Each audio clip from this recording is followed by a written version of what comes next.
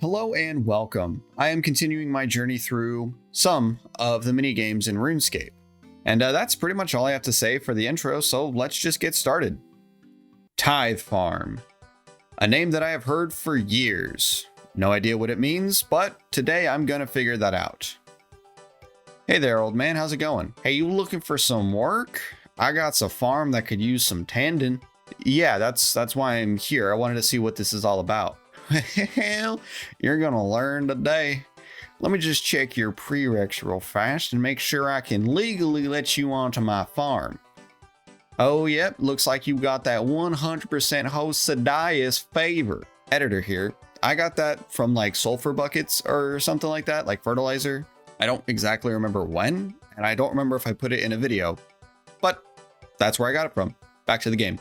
Well, with that favor, let me tell you about these here plants. They grow real fast, and I mean real fast. That also means they die fast. So you best be on your stuff, kid, or else they gonna die. And make sure you're watering them before they grow into their next stage, or else, can you guess what happens? They die.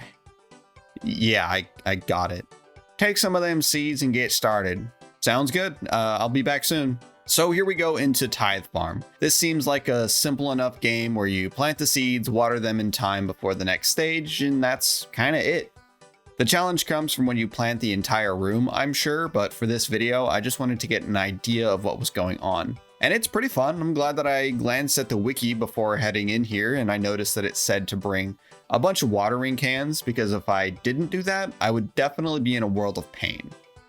But it's pretty simple. There's not really much to it. I don't know if there are like fertilizers or extra things that you can get in the game to help out, or if it really is just plant, water, sow, repeat. I'll give this a solid B. I liked what I did, but I can see it becoming monotonous, just kind of going through the same motions over and over and over again. And it might even be a little bit stressful when you have that garden full, so maybe it's a little bit more fun that way. The rewards are solid. You get the farmer's outfit, you can get a seed box that can store various seeds, and you can get a watering can that holds up to 1,000 charges. And that's pretty cool. Next up is Guardians of the Rift. Now, I did this for a quest a little while back, and let me tell you, none of that information has stayed in my brain. So this is gonna go great. I'm just gonna show you a few small bits of my first few attempts. As you can see from my very first attempt, I don't have anything useful on me. For some reason, I'm always under the assumption that in the minigames, they're going to have the materials that you need in them. And that's just not the case. That's just not how this game works. I don't know why I'm like this, but unfortunately, I can't really change the past, so we're just going to have to go with it. The first run ended very quickly, as you might imagine. The second run, I brought a pickaxe and a chisel, and this was a bit better because I could gather some of these shards, but I really didn't know what I was doing with the shards, and I swear I used them on this bench to the left of the entrance, but I guess I didn't. I don't know, man. I'm just as confused as you are. We'll get to that later. I was still pretty confused as to what was happening. Going into the various rifts, sometimes my orb would get charged, sometimes it wouldn't. I don't know what was going on. But then I decided to take a look at the wiki to see if it could help me, and I noticed something interesting. The official world for this minigame.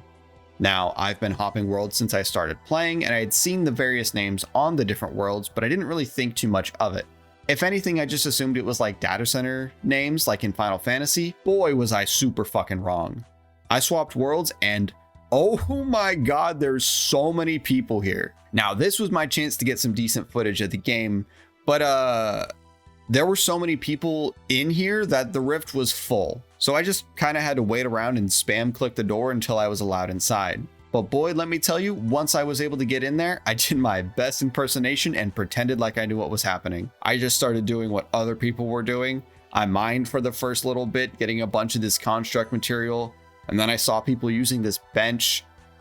Now it works for me, I guess. I don't fucking know. I fucked something up before, I'm sure. Sorry. I was building and rune crafting and offering power to this great guardian, and I found myself enjoying this quite a lot. I did find towards the end that I was pretty useless because I just couldn't really add to anything, but it was still fun. I liked it. I don't know if it was being able to actually play the game how it was intended to be played, or if it was seeing tons of different people running around, but I really enjoyed what was happening. I know that RuneScape is a popular game, but I've spent most of my time playing it as a solo adventure. The most amount of people I ever saw at one time was at the Grand Exchange, and half of those people are fucking bots shilling some gambling website. No man, fuck off, I don't want to hear it, get out of here. This was a really cool experience, so it may be some recency bias, but Guardians of the Rift is going to get an S from me. In fact, it's going to go above Gnome Restaurant, because while the gnomes gave me some useful information with game knowledge, Guardians of the Rift let me feel like I was playing an actual MMO. It also trains rune crafting, which apparently is fucking terrible, so that's really good as well. But yeah, Guardians of the Rift is really, really cool, and I'm definitely going to go back and play it some more. Are you ready to hop, skip, and fall to your doom? Well, I know I am. So for the next minigame, I took myself to the Brimhaven Agility Arena. I brought some food with me, I paid the man at the door, and he let me in, and I was ready to go. I'm going to be honest with everyone right here. I don't mind training agility that much. I know some people really, really hate it, but I'm okay with it. I don't know why I'm okay with it, but I just don't really mind doing it. So as expected in this minigame, it's just an agility course that changes based on where you need to run. The objective is really simple. Find the yellow arrow above the ticket dispenser and make it there in time.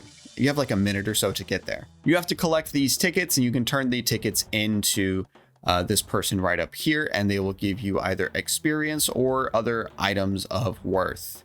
I missed the mark a few times due to falling over or poor pathing or, running into a saw blade over and over and over again, but it was pretty chill overall. I liked it. With most of these minigames, I can see them getting pretty monotonous and boring, but I think the best way to look at these minigames is to take a break from the traditional grind, do something a little bit different. That way the normal grind doesn't seem as bad. You have a nice little balance there.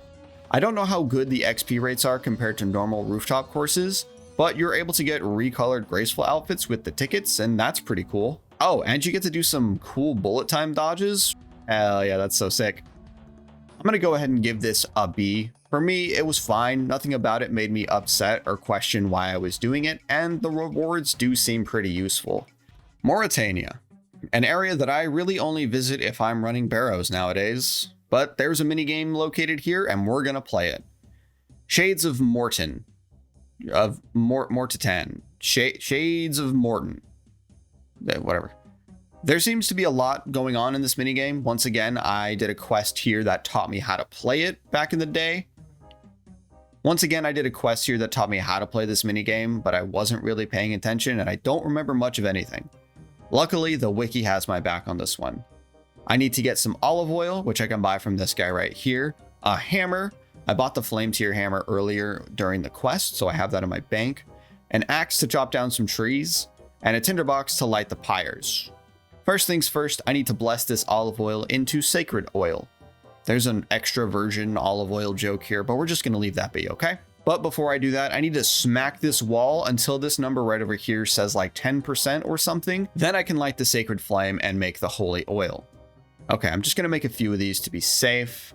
And don't mind me, I'm just going to snag a few of these remains off the ground real fast. Okay, so with the remains gathered, the oil created, let's go burn some bodies. I need to use the oil on logs, place the logs on the pyre, then place the remains on the pyre, and then burn it.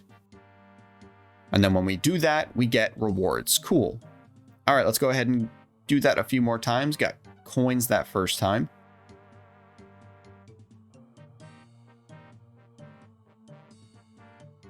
Oh, we got a key. Very nice.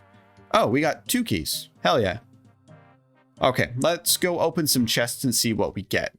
Well, nothing super great, but it's something. Looking over the reward table for the various keys, there's like a bunch of them. There's a ton of the keys. But here they are. Some of them seem okay. Like these books might be cool to get. I really don't know if they're good, but it didn't seem like there were some crazy drops from any of the chests. The best thing is probably the zealot robes or maybe the gold locks to get that really cool coffin back piece. But yeah, I'm not really sure. I'm going to throw this in C tier. You get to train a lot of skills at the same time, which is okay, but the rewards don't really seem to be super worth it to me. But who knows? Maybe I'm wrong. I don't know what the fuck I'm talking about 90% of the time. Maybe the rewards are really, really good. The last minigame in this episode, we're going to be doing Fishing Trawler. I wanted to see what it was like going solo, so I tried that out. How bad could it be? Holy shit, Murphy, why is your boat so fucking shit? Is this thing made out of my self-esteem? It's got more holes than Swiss fucking cheese. Okay, so that didn't go very well. Let's try going on to the Fishing Trawler world. Oh, okay, we got one more person with us. I guess that's good.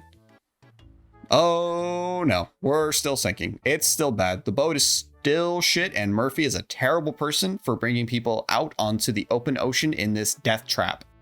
Although there weren't a ton of people here, I don't know if it was the time that I tried to play or what was going on here. I still had a decent time frantically trying to keep the boat from sinking, and you can get the angler outfit from this game, which is really, really useful.